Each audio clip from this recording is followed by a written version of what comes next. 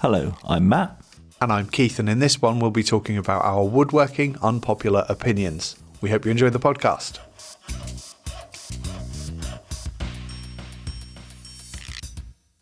Sorry I'm late, Keith. I just went and opened the workshop up because I wanted to get some air in there before I start today. And I thought, what's that on my workbench? And it was some bird poo. And then I looked around and there was bird poo everywhere.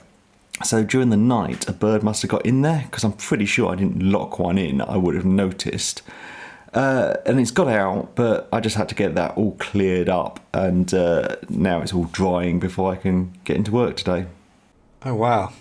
Good excuse to clean the workshop then, by the sounds of things. Yeah, that's it. And it's not very secure, as in there's little flaps, so it might happen again because they're all nesting at the moment. But I'll just have to keep an eye out because I really don't want any birds nesting in the workshop. What have you been up to?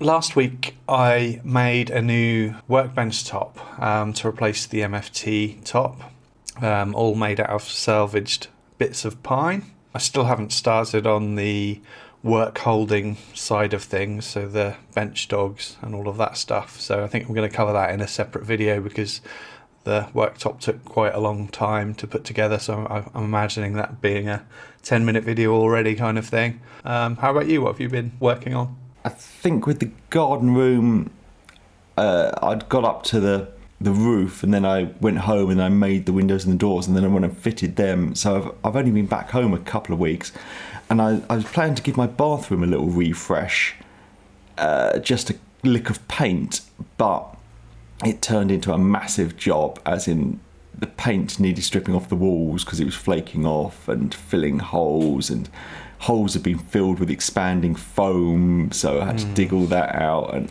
I must have pulled over 40 raw plugs out of the wall. You know how people just put a bit of filler over them and paint? You can always see them. Yeah. So it's pretty much just 2 weeks' work of just, and all I've done is painted the walls. I've been doing that. I've made some storage for the Stanley small parts cases I like. Yeah. They're great unless you don't have shelves for them, because if you have them stacked up, I mean, they don't take up much room stacked up, but you always need the one on the bottom. No matter how you arrange them, you always need the one on the bottom. So I've made some shelves, and that's great. About 2 weeks after I moved into the house, I bought some MDF to make some storage for those, thinking I was going to be working in the house more. Didn't know I was going to get the Clark garage. So I've had like 4 full sheets of MDF sat in my living room for pretty much 6 months. And they're all out of my living room now. All the wood is out of my living room, and it's just made it feel such a nicer space. Nice. I saw your Patreon update yesterday, and so are you actually going to be filling the walls or having them skimmed or something in the bathroom? I've just been doing it myself. Yeah. It's over 100-year house. I don't mind imperfections in a wall. Character. Exactly. Not that this bit's an extension, but I've tried to fill all the holes, but as soon as you put paint on, you notice all the bits you missed. But it's looking fine. It's looking so much better than it was before. That's the thing. It looked awful before. Yeah. There was mould in there. In fact, there was mould in a lot of places in the house, and I cleared it all up the first weekend, and none of it's come back. So I don't think it's actually a building problem. It's more of a tenant problem. People that don't open windows and dry the clothes inside and things. So that's really nice, because you see mould and you think, oh, what's the cause of that? But the fact that none of it has come back in 6 months over winter, and I was quite mean with heating as well. Yeah, I'm gonna be back for a couple of weeks, and then I'm gonna go back to Northamptonshire and probably finish off this garden room. Nice. So your bench top, that sounds good. I watched your recommendation from last week. I've forgotten his name, but the guy in London who did the really good workshop tour. Oh, Ben from Hugh and Orr, yeah. Yeah, very good channel. But he talks about his workbench and how it has it's pine with a little bit of oak in it. Yeah. So you can hammer on it. It's like, that's clever, because you do want kind of the hardwood, but you can't afford to do your whole bench top in it. Yeah, I found that quite interesting as well, although realistically, I don't know whether I'd be able to tell the difference. But he's more of a perfectionist with stuff like that. I guess it's that I don't know, it has less bounce, I suppose. I think you would. I had a 2x4 workbench, Yeah. and I thought it was pretty solid. But then when I've used bits of hardwood, I made a chopping block out of a solid bit of oak, and it's amazing. It is more like an anvil. That There's less sound, there's less bounce, and they do mark quite a lot. Softwood benches. They will, yeah. I mean, the pine that I've used is full of woodworm holes and all sorts anyway. So it's going to look a mess from, the moment it was built to. Yeah. Well, that's a workbench, though, isn't it? Exactly. Yeah, I'm not precious about stuff like that. No, I don't trust them looking too perfect. Yeah, you see a lot of people on YouTube with pristine workshops, and you just think, do you actually ever use that workbench? Maybe they're just cleaner than I am, but I'm constantly spilling things and cutting into things and drilling into things. Yeah. I was using my new workbench with a track saw for the really first time cutting sheet goods this week. And I know people use insulation boards, or I've even got some of the little standoffs that stop your workpiece, stop the saw kind of cutting through to the bench. But I'd rather like the look of benches with hundreds of cut marks in it, and I've put them in already. And then as soon as you got them in, you don't have to worry about it. Yeah. Yeah, it's always that first cut that cuts the deepest. Yeah. I put 2 cuts in my wooden workbench in my living room by mistake, and they really annoy me because it's not that kind of bench. But that was just being stupid on my part. So all of this talk about rigidity of workbench tops has me thinking, has anyone ever designed an end grain workbench top so that the grain is facing upwards? Because that would surely provide even more of a rigid base, because you see people using logs as anvils and stuff, don't you? Because the strength is then upright, if that makes sense. Yeah, I've often thought about that myself, actually. I imagine the problem is flattening them. Yeah. You can't really plane end grain. I'm sure people are telling me you can, but it's not exactly... It's very difficult. Very difficult. You certainly can't put it through a planer. Again, I know people do, but in my experience, it's not worth it. Well, even flattening a workbench top when it's not end grain is a bit of a chore. I mean, it took me a long time, even though I took every precaution with the glue up to get it as flat as I possibly could. I did the whole winding stick thing, so when you put a stick on the front and the back and sight it through, and I could tell that there was a slight twist in it, so there was a lot of hand plane work. And I should imagine if that had have been an end grain top, not only would it have been difficult to plane, but you'd be sharpening the plane over and over again to get that job done, I would imagine. Yeah, I think so. Interesting idea, though. I'm sure somebody's done it. I think you could make a chopping block. I don't know if you remember the thing I made to chop wood on. It was just a big block of wood. But you could do that end grain, couldn't you? Just something that's, say, 30 centimetres square, but almost bench height, but all end grain. And just sometimes you just need to hit something with a hammer or bash something with a chisel, and you just don't want that bounce. Yeah. It'd be really solid. It'd be like a wooden anvil. Yeah, it's quite a good idea. Yeah, the one thing I'm kind of disappointed with the workbench top is that I tried something a little bit different with the finishing. I used a stain that I mixed myself, and I just don't like the way it looks, but I have to keep telling myself it's a workbench top. It really doesn't matter. You're going to, at one point, sand it all down, aren't you, and have to refinish it. So Exactly, yeah. I contemplated whether I should just bite the bullet and just sand it all back down and apply a different kind of finish. But then I thought, no, it's a workbench top, just leave it. It's going to get destroyed anyway. Yeah, absolutely. I've tried hard wax oils thinking that's going to last the longest, but they still get scuffed up. And then I've tried more penetrating oils. You still need to redo it every year if you want to keep it nice, or just give in and go, it's a workbench top. Yeah, that's interesting, because I've tried hard wax oil this time around after I'd applied the stain. I think it's going to be a good test for seeing how it holds up over time, because I've never really tested hard wax oil in terms of durability. My go-to, particularly for pine, is always water-based varnish, because it doesn't orange the pine, and I hate orange pine. And varnish holds up really well on workbench tops, so maybe I should have done that again. But yeah, it'll be interesting to see how it turns out. Yeah, I guess that is nice as well, how if you get glue on, that it just comes off easily. Yeah. As when you use something like tung oil or my old favourite Danish oil, things can soak in. So what I've got at my workbench at the moment is decking stain, just because 2.5 litres of it was something like £9 from Wix in a black. So it's just so much cheaper than anything else available. And I'm really impressed how water just beads off it and therefore glue. And this cabinet I've just built this week, I've just pretty much used the last of the stain up on that. So it's done 2 big projects for £9. That's great. As if you'd bought Osmo, that quantity would have been 60 quid. Yeah. So have you got any new tools this week? Anything exciting? Well, I'll hold it up to the camera. Sorry for everyone that's actually listening to a podcast as a podcast. It's a soldering iron. And I don't know if you ever watch Adam Savage Tested channel. He had a video about this a few years ago, and it's a USB soldering iron. I was like, that's insane. I think he's charged via USB. So I think this was £10 on Amazon, and I had a go last night with my little battery pack thing that you use to charge your mobile phone, and I can use a soldering iron with no mains cable. That's awesome, because they always feel a bit like the cable is weightier than the tool itself, so it kind of has a mind of its own, doesn't it? Yeah, absolutely. And the one I had, I think I bought it from like one of those pound shops. Well, it wasn't a pound shop, but you know, in those cheap shops, and I spent like £6 on a soldering iron. So the tip's so fat on it, and this has got a really fine tip, but I've got a project where I need to do some soldering, and what am I going to run an extension lead out to the workshop just to use a soldering iron?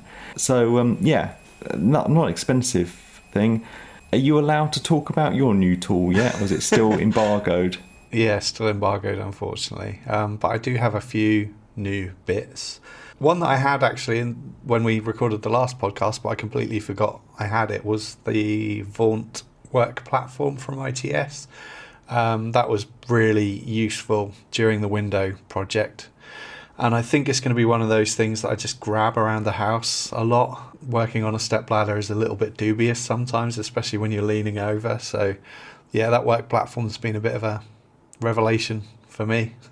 Yeah, I imagine also with a stepladder, you're in one spot. As with the platform, you can move exactly quite a bit without having to move the platform each time. Yeah, it's 1200mm in length, so you really can move back and forward. Nice. As you say, so you've got to be on a ladder, but you get up the ladder, put a screw or nail in, and down the ladder, move the ladder, and the platform would just make it so much easier. Also, I imagine gardening stuff, doing the hedges and things, it'd be useful for. Yeah. I've also got a pair of new Bluetooth ear defenders, which were sent to me by IsoTunes. I'm really disappointed with them. Oh, are you? Are they the new Link 2 ones? They are, yeah. Oh, because I'm waiting on those, because I've got the Link 1, and my 2 kind of complaints with the Link 1 is the battery life, and the next one is, well, they're both nitpicky, really, because I have the Hellberg ones, which cost about 150 quid. I think they were really expensive, but they're good. Are they the black ones you use? Yeah, the black ones. Okay. The one thing I don't like about them is the buttons are small. It's very hard to... You kind of put your hand to your ear and you're trying to turn them on and off, but you can't find the button. Yeah. The IsoTunes one, a nice big button. They also go louder. But if I leave my phone in the house and walk to the workshop, I can still hear what I'm listening to on the Hellberg, because I've forgotten my phone, or, you pop in to pick up your cup of tea or something. But with the IsoTunes one, the range is not so good, but that's a silly thing to moan about. Just put your phone in your pocket. But the battery has about 8 hours life on the IsoTunes. As the Hellberg, I probably charged once a month. Yeah. But I think the Link 2 has like 50 hours of battery. So again, that's much better. So what don't you like about these? Sound quality, I just thought was poor. It's okay for podcasts and listening to audiobooks and stuff like that. I think it's passable for that, but music just sounded pretty bad for me. But my biggest gripe with them isn't even the sound quality, is the fact that they're so quiet. They fail for me as a product, and I'm in two minds as to whether to do a video about it or not. I think I probably will, because I think it's important when you get sent a product for free, regardless of whether you like it or not, that you just speak truthfully about it, and I have been disappointed with them, and I'd hate for people to go and buy them if other people would have the same experience as me. Oh, that's really disappointing, because I've got the Mark 1s, so I bought the Hellberg ones, and these ones cost about half the price. And I didn't buy them at the time. I thought, because I had so many bad experiences, I thought, no, I'm going to buy the expensive ones. But now, they're my go-to ones. Yeah. The Isotunes, and I only put the Hellberg ones on when I've forgotten to charge the battery. Yeah. But they're louder. They're louder than the Hellberg ones. Are they? Yeah, so I found... Probably, say, using the table saw, when I had the induction motor table saw, I could listen to a podcast while using it. But with sanding, with the extractor and the sander, it didn't really work. Yeah. But I can hear it with the Isotunes, so I've had no problem with the volume on it. So I was hoping these new ones, they just fixed all the things I didn't like about them, but not really changed the design. So if they've changed it so it's quieter, then... they're going to be no good for me either. So, well, it could be that there's some new EU regulation or something dictating how loud things can be. But the trouble with that is that then, these volume limiters aren't intelligent in terms of they don't know how loud the original recording is. They just cap it, and then if it's not loud enough, it's not loud enough. But I'd be really interested to hear what your thoughts are on them, and whether you think they're loud enough. Because for me, I literally wore them. There's the initial shock and disappointment of the audio quality when I put some music on, and I did a side by side with my steel ones as well, and there was just no comparison. And the steel ones aren't particularly amazing sound quality, but they're much better than the Isotunes, I think. But it's just the volume thing. It's just it ruined it for me. I wore them for about an hour, put them back in the box, and I won't be using them again. I can't comment about the sound quality of mine because all I use them for is audiobooks and podcasts. I don't think I've ever played music through them. So you can get away with a lot if it's just spoken word. So the Heidelberg ones? Am I saying that right? Hellberg, I think. Hellberg, sorry. So what else do they make? Because it's not a brand I'm familiar with. Safety equipment. Okay. They make safety glasses and ear defenders. And then I think it was Robin Clevitt had some, and if you watch his videos, he's always wearing ear defenders. So he raved about a pair. I mean, they do ones with boom mics and things, but they are much more expensive. As I say, they're something like £140, £150, which is a lot of money. But I have to say, when I got them, I was thrilled with them. They're very comfortable, and they work well, and the range is good. The battery life's great. I've got one other new tool as well. It's been a new tool kind of week. Obviously, we've both been fans of the CTS stuff with the one-click system and everything. Yes. Yeah, I saw a smirk there, so I'm wondering if you've had the same conversation. Yeah, I'd forgotten about it. I've got it as well. It's sat behind me now. Yeah. I got. So it's basically they call it a Thane baffle. Yeah. Which I'd never heard of, and when he asked me whether I wanted one, I kind of thought, well, I've already got a Cyclone that works well. But then I got to thinking about it, and I thought, I'm basically using one of those oil barrel things for the dust collection, and it's huge. It takes up far too much space, and I can only really fill it up about quarter full, and then I have to empty it because otherwise it's too heavy to deal with. So it takes up far too much space, and I found a similar barrel, but it's 52 litre instead of 240 litre or whatever a normal oil barrel is. So I thought, well, actually it'd be a good way of kind of downsizing and creating a bit more space. So I said yes to it in the end. So yes, it's basically less tall, isn't it? It's a Cyclone, but it's more stubby and compact. Yeah, I'm going to have to take it apart and see kind of how this Thane baffle, however you say it, thing works. Yeah, I bought even smaller barrel. I've got a 25 litre one. Oh, right. Because I'm thinking of having it just with my little tiny vac. Yeah. But then I probably need a bigger one as well to go with the extractor for when I get a planer thicknesser type thing. But it'll be a rush to see who does a video on it first then. Maybe we should release it on the same day. Well, that's it. I've already got plans on how to make it a bit more of an interesting video, but I don't want to say anything because I don't want you stealing all my great ideas. Yeah, it's a good system, the CTX. I mean, when I know we both use it, not sponsored in any way, but what I'm pleased about as well is the Bosch system is the same. You have the kind of 2 indents on the back of the miter saw, and on the table saw it has the same ones. Yeah. So the hoses click in and it's all compatible. Oh, nice. Hello, Matt here. It takes us quite a lot of time to prepare and produce each episode of this podcast, and we'd like to keep putting it out for free. If you enjoy the podcast and you'd like to help, support and shape future episodes, you can find a link to our Patreon page in the show notes, or just search online for Workshop Banter Patreon. Thank you, and now back to the podcast. Right, I believe we have actually a subject or topic for this week, which is instead of us just waffling on for an hour. Yeah, a very loose topic. I thought it'd be fun to stir up a bit of controversy, talk about our unpopular opinions in woodworking. Do you want to start? Well, this is easy for me because I feel most of my opinions are unpopular. I'm going to put a caveat in that these are just my opinions. It doesn't mean it's right or wrong. We all have opinions and we all don't agree. But personally, I don't like river tables. I don't like epoxy. I mean, it's sort of a plastic and I just don't like it. And I saw someone said that you can't imagine in 50 years' time them in antique shops. They're a trend at the moment, but the bubble's going to burst. I've never really liked them. I think they started by being glass, which is technically much more complicated to cut the glass and cut a rebate. And I thought that it's impressive, but still I don't like that. I don't really like the wood and glass together.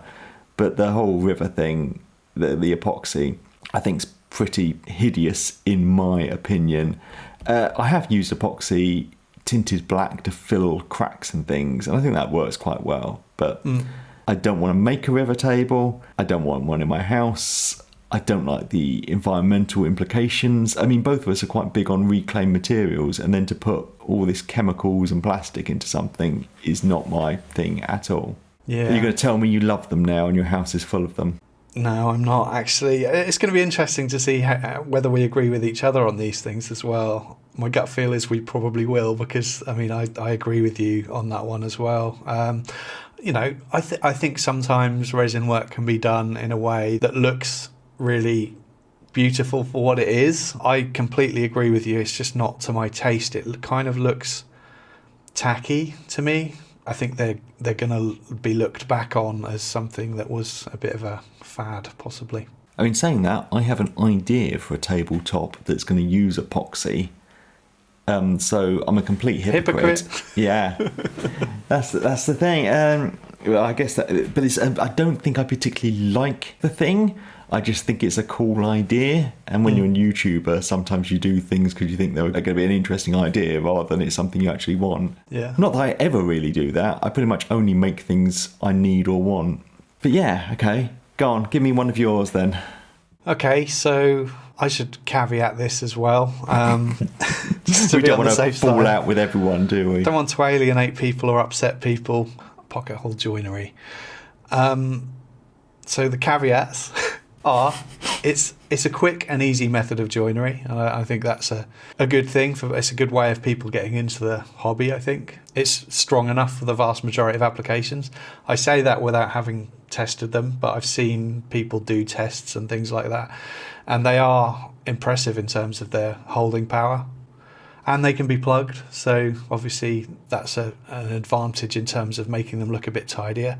And I also want to say that I'm definitely not a joinery snob in any way. I don't think that every joint needs to be dovetails, box joints, or anything over the top.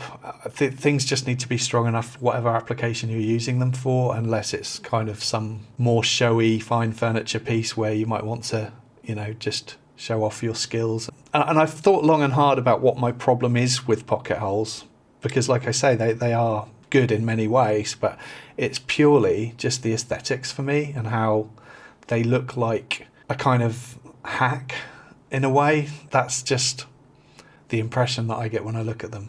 Yeah, it's one of those things, if you get into woodworking through YouTube, you feel you need a pocket hole machine because that's how things are made, especially if you watch Americans. I think they're very limited use. And I don't see the advantage. Say if I was making a box, well, a box is actually a terrible example because you can't really use, if it's a small box, you can't use a pocket hole machine because you couldn't be able to get the drill inside or the driver inside to actually do them. But I don't see the advantage over screws driven from the outside. I think that must be stronger. And then you can fill or plug the holes. Now, I'm a big fan of my little plug cutter set. And I think that's a great system. Also, I know you can get special clamps, but when you drive a pocket hole screw, how it just moves the bit of wood slightly, that drives me crazy. Yeah, I think they're ugly. As you say, you can fill them, but they're so much more complicated to fill than a normal countersunk hole with a plug cutter. The one thing I see they look good for is I see some American kind of professional carpenters making face frames for cabinets. Yeah. Put it together with that. You're never going to see them because they're on the back, and they're just a really quick, easy, efficient way of joining things. Yeah. But for pretty much everything I make, I mean, I've got one, I never use it. But just very occasionally, it's a useful thing. But I can't think of a single example where I've used one and thought that's the best way of doing that. That's a really good point about kind of just screwed butt joints and then plug cutter to fill the holes, because you can align the grain with the plug and everything and make it look almost, like there isn't a plug there, or you can make a feature of the plug and use a contrasting colour of timber for the plug that makes it stand out and makes it look cool. And I really like that circular dowel plug cutter kind of look. Whereas that skewed pocket hole, there's just something about it that I don't like, and I'm not sure what it is or why I've got an issue with it, but I just not a fan personally. And plus, the other aspect is you need to buy the pocket hole jig. I've never looked into them, but I'm assuming they're decent ones are 50 quid maybe. I don't know, maybe more. I think more. Yeah. And then you have to buy specialist screws, I think. Yeah, I mean, there will be videos telling you can use other screws, but really you want those ones, kind of the washer head type things, so it sits on the shoulder that you've cut. And they tend to be square drive, so you need a different bit to drive them in at different lengths. Yeah, there's lots of things you need. I'm with you on the point that I'm not snobbery. I'm not a snob about joinery. I think a good example, I think people bring up Chippendale. If he was making furniture today, he would so be using pocket holes, dominoes, screws. And it's fascinating when you see them in museums, you see the back of these pieces. They're rough as hell. There's no way me or you would leave the back of a cabinet looking that bad. But these pieces that are considered to be like the pinnacle of furniture making have been left because they know that the client's never going to see them. Yeah. People get caught up about all these joining methods because they were used in the past. They were used in the past because they were the only things available. When nails were still handmade by blacksmiths and screws must have been incredibly complicated to make, you couldn't screw things together.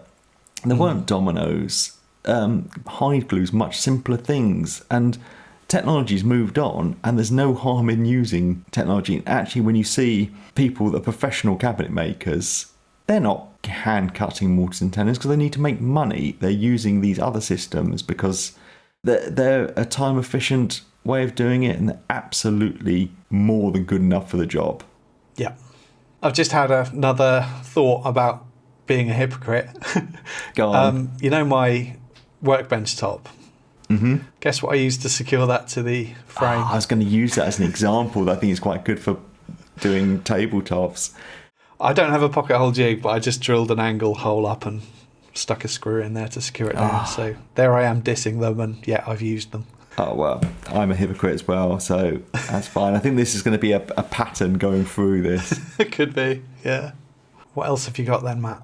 I'm going to say CNC is woodworking. Okay. I think a lot of people moan that it's not real woodworking because all we've done is pressed a button. Maybe woodworking is not the right word, is making. I'm primarily a woodworker, but I'm not addicted to the craft of it. I like making the thing. How I make it isn't particularly important to me, or what I make it out of. if I had a CNC, it doesn't particularly interest me, but I'm impressed by some of the things people do. I see extremely talented woodworkers making templates for parts on the CNC, and like, that's clever.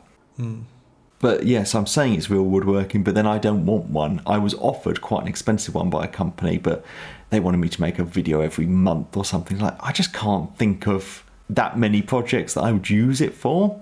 If you click on a woodworking video and you didn't know it was CNC related, and then they start using a CNC, do you continue watching the video?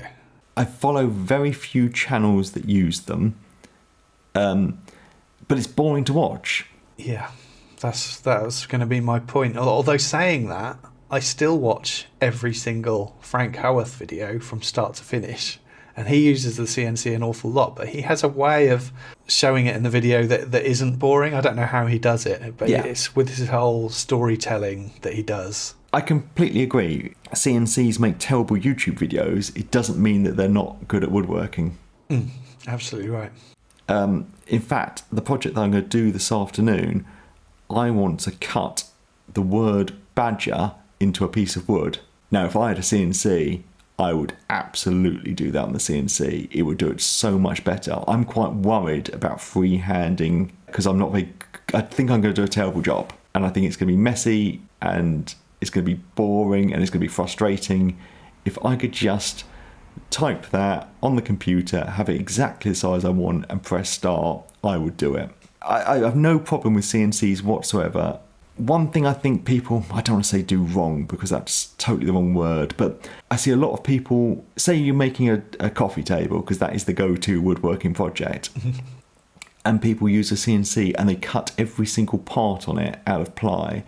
How am I trying to say this? What I'm trying to say is, I come up with a design and then I think about what tools would achieve that. I think a lot of CNC projects start with, I'm going to make this on the CNC, and then the whole design is around how they can make it on a CNC, which is not how I go about designing. I would design something and then go, oh, I can cut that part on the CNC. Other parts will have to be cut in the bandsaw, other bits will have to be done by hand, and then they work well. When you try and force a CNC project, it just looks, well, it's a flat pack thing, and that if that's what you're going for, that's great. But I think the nice projects are where people have used the CNC because that is the best tool to do that particular task. Yeah. So you would have a CNC, I feel, if someone gave you one? I wouldn't, no. No? So this is, again, something that we agree on, because I don't have any issues with people using CNCs at all. I don't think they're ruining the craft in any way. Haven't got an issue with them whatsoever. But getting one just doesn't interest me in the slightest, because I just don't think it's what I got into woodworking for. Seeing a machine do that work just doesn't really appeal to me. I'd rather get my hands on with it and use tools, because I love using tools. So yeah, getting one doesn't appeal to me. I've been offered them in the past, always said no. But it's also the space, isn't it? You've got a bigger workshop than me, but even you've got this tool that's taking up a lot of real estate for something you're not going to use that often. Yeah, I've seen a couple of clever ideas, like John Heiss recently mounted his upright on a wall so that it folds down. Yeah. I've also seen Sean Boyd, yeah, who had this was pre kind of him joining forces with Chris Salamoni from Four Eyes Furniture, but he had his underneath his workbench, which I thought was really cool. So it's almost like the bottom shelf of his workbench. So there are some clever ways of integrating it within a space, but either way it's still going to take up either loads of wall space or workbench space that you could use for other things. Yeah, I was going to use the same example as Sean. I thought that was the best solution, and really he still managed to film it well. He did these funny little skits where the CNC was kind of his friend. I forgot what he called him, but it would talk to him, and he integrated it well into his videos. He did CNC work very well. So my next one, and again, caveats, this is purely just my own personal opinion, but Adirondack chairs are ugly. I've had a lot of comments over the years on various videos saying why don't you make an Adirondack chair? But I just don't like the way they look. I think they look ugly and clunky and heavy, and I quite like furniture to look light. I like tapered legs. I like a little bit of elegance.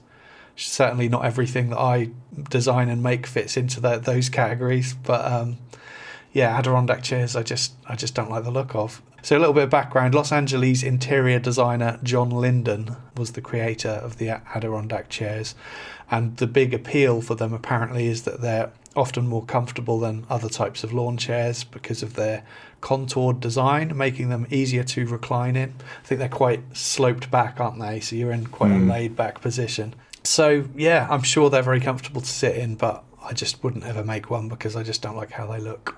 I couldn't agree more. I've always thought they're, yeah, as you say, clunky, chunky, ugly. They're massive, aren't they? So I can't imagine having 4 sat around a table in a UK garden because it take up so much room. I don't get the appeal, but it's all a matter of taste. Yeah. I imagine if you came to my house, you'd go, I hate all your furniture, and I might say the same about yours. I mean, you like brutalist architecture. I can't stand brutalist architecture. It's all a matter of personal taste, so there's no right or wrong.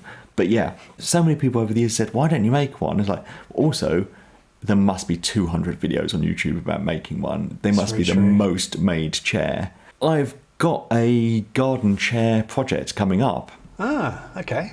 I made my table and my bench earlier in the year, which is fine for kind of, if you want to sit at the table. I've sat on a Sunday and read the Sunday papers when you're leaning on the table. But if you want to relax, just sat on a bench with no back is not relaxing.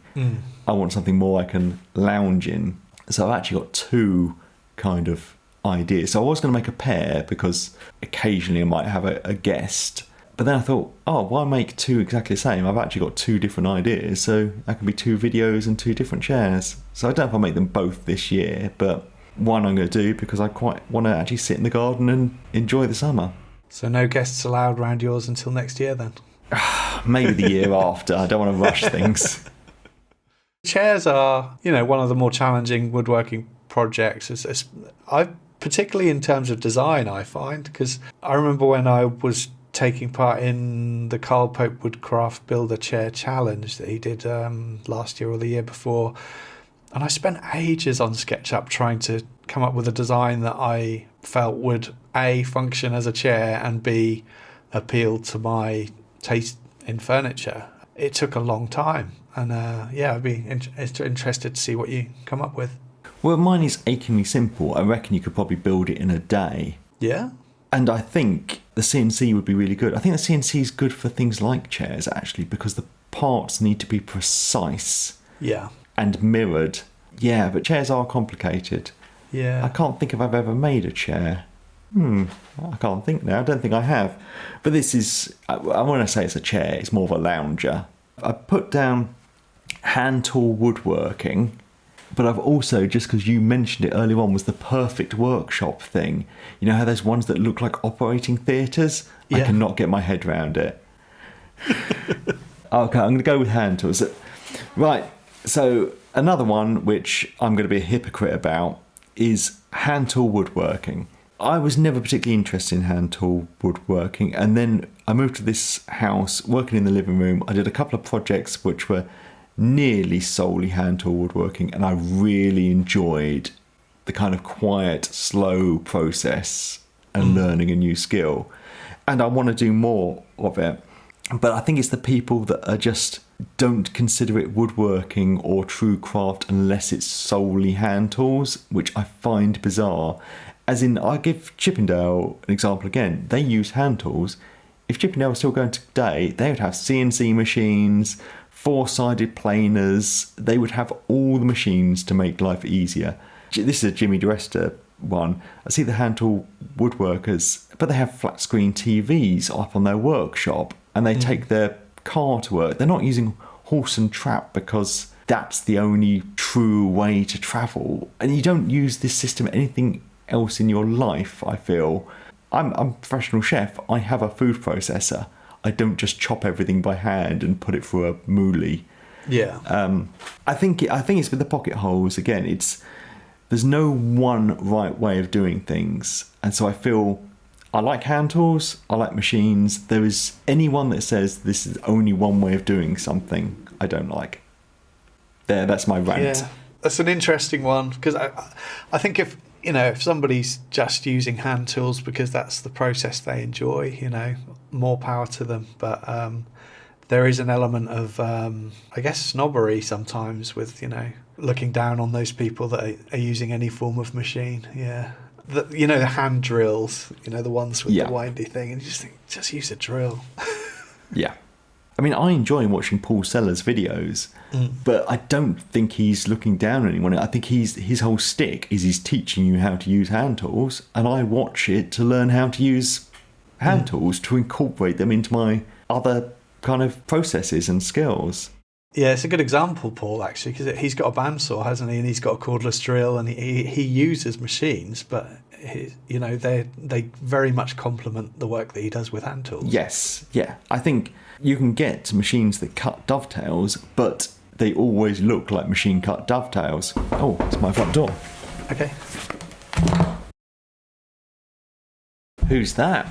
As you went to the door, I thought I'd introduce you to my temporary friend. This is Lola, the pooch. Hello, Lola. You're beautiful. We're just dog-sitting her until Sunday because her parents are on holiday.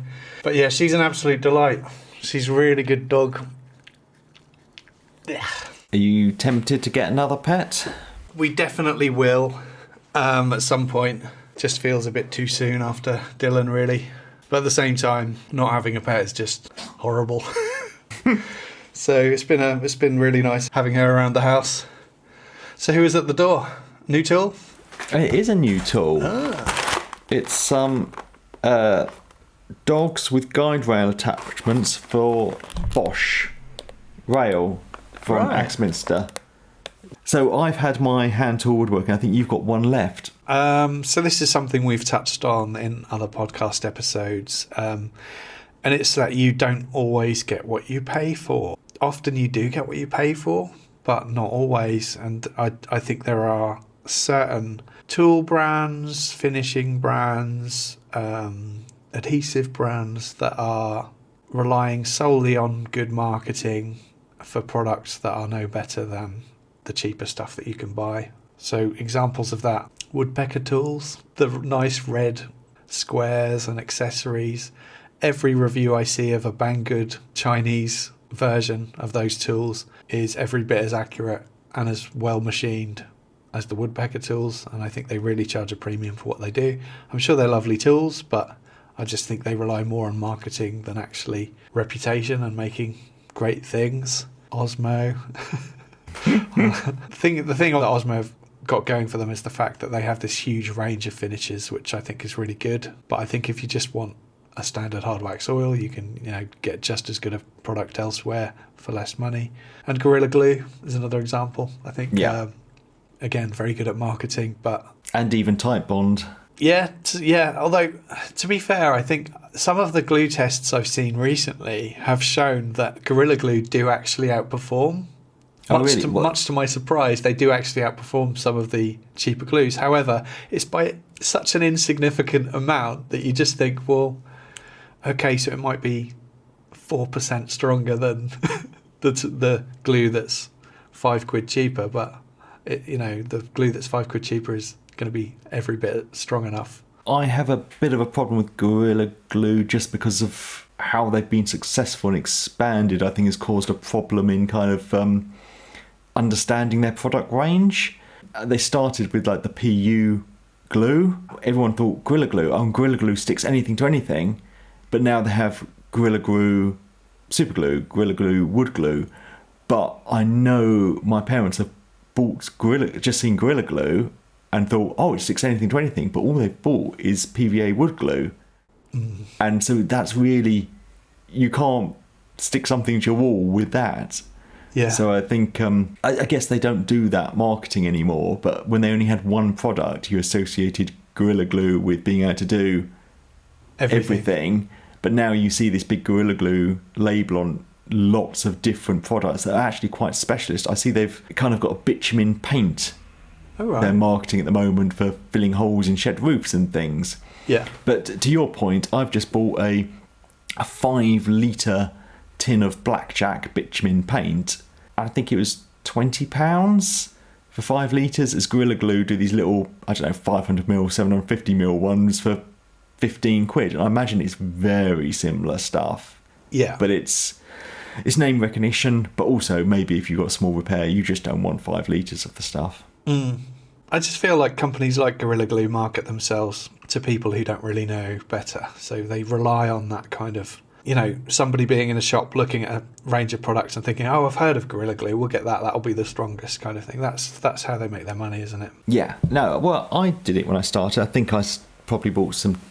What's the green bottles of wood glue with the red caps? And they do an exterior one which is blue bottles with the red caps. Evo Stick, that's it. Because I just remember my dad using it, and it was kind of the only game in town. My dad used Evo Stick as well. Yeah, but their packaging design is terrible, as in you snip off the cap and then you have to stick a nail in the nozzle or something. So then I think I moved to Type Bond or Gorilla Glue, and I think mainly Gorilla Glue. I like that they both have the same cap design when you pull up the little thing and you can take the cap. It's a good cap design. Yeah. But now I've had the same Gorilla Glue bottle for the last 4 years, I think. I think I moved to the last house with it. I've moved to this house with the same bottle. But I buy from Toolstation the 5-litre things of wood glue. Yeah. And just keep refilling it, which is just a fraction of the price. I'm probably going to stop doing that, actually, because I've moved house with that glue. So I've been here 6 months, because it doesn't keep forever. No. But back when I was actually producing things to sell, I was going through a 5-litre thing every 6 months, as now probably using a couple of litres a year. So when I use this up, I'll probably stop doing that. Yeah. But I think what changed me is actually seeing professionals using like the Screwfix no-nonsense wood glue. It's like, oh, I would have thought these people doing really high-end work would use the high-end glues, but they were using the cheapest they could get. That no-nonsense stuff, I would say 9 out of 10 of the no-nonsense products I've used I've been really impressed with. Maybe even 10 out of 10. I can't remember ever being disappointed with one of the no-nonsense products. I think they're designed for tradesmen, and they probably come from a factory of stuff that already gets made for one of the big brands and just gets rebadged. I don't know. I'm just guessing. I could be completely wrong, but it just seems like decent stuff. As much as if you love or hate Toolstation and Screwfix, I think their system is quite good with their products because they sell to the trade who are quite demanding. And both of them have a big review section on every product. I think if they have a product that's not good, it gets dropped. So I think it kind of is a good system. Maybe we could do a little bit like, if you've got any unpopular opinions, leave them in the comments, and maybe we'll do a follow-up. Yeah, that would be cool. Yeah, we should do that. Yeah, please do tell us your own unpopular opinions, and we'll perhaps go into that in a future episode. That'd be cool. Yeah, good. And then we won't be the only unpopular people.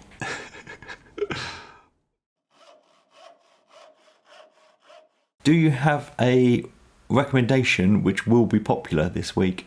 I haven't really watched that much content this week because obviously we've had a dog in the house, so I've just been messing about with the dog a lot. But I had a conversation with Carl Pope over WhatsApp last night, and we were talking about how it's getting harder and harder to find sort of smaller upcoming woodworking channels on YouTube because the algorithm doesn't tend to recommend them so much.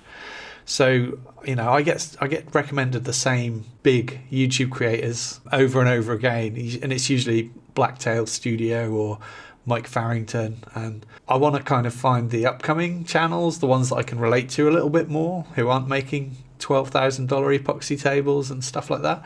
But Carl mentioned somebody that he'd been speaking to. Her name is Kirstie Pervin Davies, and I must admit I haven't watched a great deal of her videos so far, but he mentioned this to me last night. I flicked through a couple of her videos just to get a sense of what she does, and man, her work is really, really impressive. So I'm gonna look forward to actually getting into her content a bit more and binge watching that over the next few days. So yeah, Kirstie Pervin Davies, and obviously we'll leave a link in the show notes. Excellent. Yeah, I really enjoyed your latest vlog. Thank you. And you've always promoted small channels. In fact, I think the first time we ever spoke is when you promoted my channel on your vlog years and years ago. Yeah. So that's a really great thing you do, and it's introduced me to a lot of people. So I look forward to checking her out. So last time I recommended Andy Walls, and you said, I can't believe I've never heard of him because he's got a 500,000 subscribers or something. So I've got a similar one. I'd never heard of this chap, Workshop Companion. I'd never heard of his channel. He's an older gentleman and his presentation style is fantastic. And he's got 120,000 subscribers, but I'd never heard of him. But what I was looking up, I've got to go back and finish this garden room. I've got lots of sheet goods to cut, an insulation board to cut. And I was thinking, what am I going to cut it on? I don't have a work table or anything. All the other kind of sheet goods I cut down for the cladding, they're not so precise, or you put them in place and then trim the roof off. It didn't matter. But to do the inside of the walls, I really need a sawhorse. And he had a video called Cutting and Handling Plywood in a One-Person Shop. And he shows these 3 inventions, which is this thing for carrying plywood. It's like, yeah, I need that. This sawhorse that breaks down for cutting them.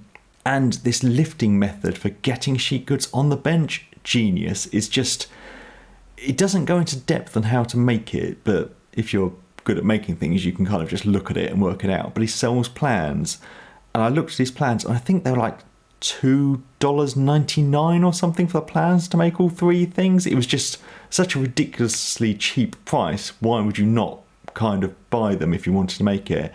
And I was going to, but then I'm like, I want to make a YouTube video of it, so I don't really want to just copy his idea. So I've kind of just taken inspiration from it. I'm doing something quite different. But I was watching his video about resawing logs on the bandsaw. He made this kind of bandsaw box out of logs. There's just loads of great stuff. I think was a contractor or something. He's clearly a professional with a lifetime of experience and just really good stuff and a great presentation style. Awesome. That looks really cool. I'm just scrolling through his videos now, and there's several that look really interesting. So I look forward to checking those out. I definitely recommend I think it's his latest video, the cutting and handling of plywood. That is just, such a good video. And he has dogs, so I like anyone that has dogs in their video. Thank you for listening. You can find Keith on YouTube by searching for Rag N Bone Brown, and me by searching for Badger Workshop. We have a Patreon page if you'd like to help support us in making future episodes of the podcast. Link to that in the show notes. And we have a Workshop Banter Instagram and Facebook page if you'd like to get in touch, which is @Workshop Banter, all one word.